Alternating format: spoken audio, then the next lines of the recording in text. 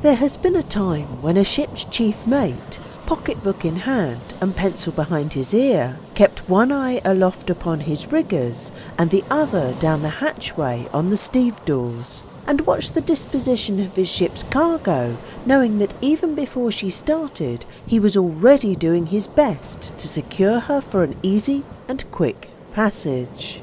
The hurry of the times, the loading and discharging organisation of the docks, the use of hoisting machinery which works quickly and will not wait, the cry for prompt dispatch, the very size of his ship, stand nowadays between the modern seaman and the thorough knowledge of his craft. There are profitable ships and unprofitable ships.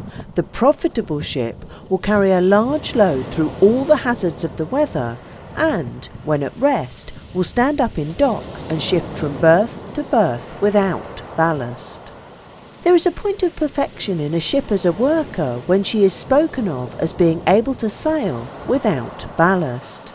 I have never met that sort of paragon myself, but I have seen these paragons advertised amongst ships for sale. Such excess of virtue and good nature on the part of a ship always provoked my mistrust. It is open to any man to say that his ship will sail without ballast, and he will say it too with every mark of profound conviction, especially if he is not going to sail in her himself. The risk of advertising her as able to sail without ballast is not great, since the statement does not imply a warranty of her arriving anywhere. Moreover, it is strictly true that most ships will sail without ballast for some little time before they turn turtle upon the crew. A ship owner loves a profitable ship. The seaman is proud of her. A doubt of her good looks seldom exists in his mind. But if he can boast of her more useful qualities, it is an added satisfaction for his self-love. The loading of ships was once a matter of skill, judgment and knowledge. Thick books have been written about it. Stevens on Stowage is a portly volume with the renown and weight, in its own world, of Coke on Littleton.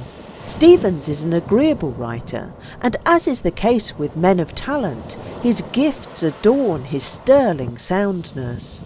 He gives you the official teaching on the whole subject, is precise as to rules, mentions illustrative events, quotes law cases where verdicts turned upon a point of stowage. He is never pedantic, and for all his close adherence to broad principles, he is ready to admit that no two ships can be treated exactly alike. Stevedoring, which had been a skilled labour, is fast becoming a labour without the skill. The modern steamship, with her many holds, is not loaded within the sailor-like meaning of the word. She is filled up. Her cargo is not stowed in any sense. It is simply dumped into her through 6 hatchways, more or less, by 12 winches or so, with clatter and hurry and racket and heat, in a cloud of steam and a mess of coal dust. As long as you keep her propeller under water and take care, say, not to fling down barrels of oil on top of bales of silk, or deposit an iron bridge girder of 5 ton or so upon a bed of coffee bags, you have done about all in the way of duty that the cry for prompt dispatch will allow you to do.